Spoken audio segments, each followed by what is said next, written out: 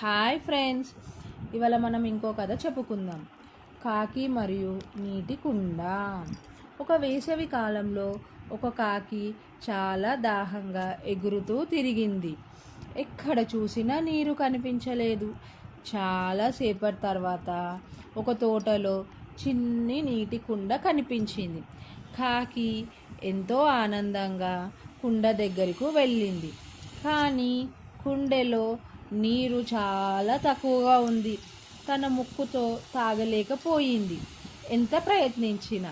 కానీ కాకికి ఒక ఆలోచన వచ్చింది. అప్పుడు దగ్గరలో చిన్ని చిన్ని రాళ్ళు కనిపించాయి.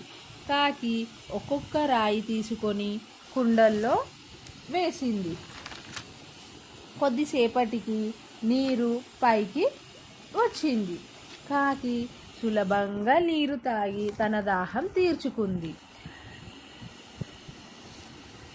కాకి ఆనందంగా ఎగిరిపోయింది.